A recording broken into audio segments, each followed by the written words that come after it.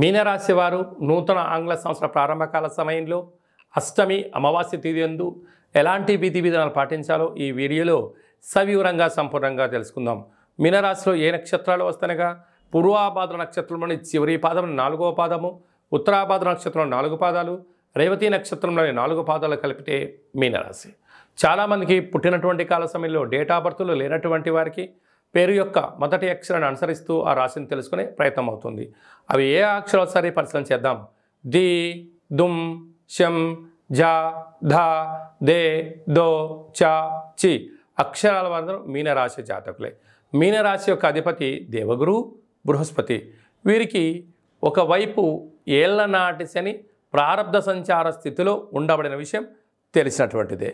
అలాగే రాశిలోనే రాహు సంచార స్థితి ఉండడం వలన వృత్తులలో, ఉద్యోగాల్లో, వ్యాపారాల్లో, సమాజంలో నిత్యము మీ వైపు అనేక మంది చూస్తున్నారు. మీ ఎదుగుదలను ప్రతి ఒక్క వ్యక్తి గమనిస్తూనే ఉన్నారు. వాళ్ళ అవసరం ఉంటే మీ దగ్గర ఒక రకంగా వారి యొక్క ప్రవర్తన ఉంటుంది. మీ అవసరం వాళ్ళకు ఉన్నట్లయితే వాళ్ళ ప్రవర్తన మరో రకంగా ఉంటుంది. అంటే ఇటు తల్లిదండ్రులైనా, మిత్రులైనా, అన్నదమ్ములైనా కూడా మీ అవసరం కోసం, వాళ్ళ అవసరాల కోసం మిమ్మల్ని దిగజార్చే ప్రయత్నం చేస్తున్నారు.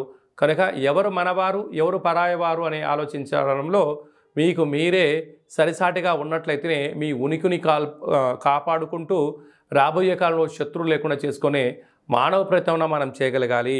ధనాభాకు కుటుంబ స్థలంలో గురు సంచార స్థితి ఉండడం వల్ల వృత్తులలో, ఉద్యోగాల్లో, విదేశాలకు వెళ్ళాలి అనే వారందరికీ కూడా ఇది చాలా మంచి కాలం.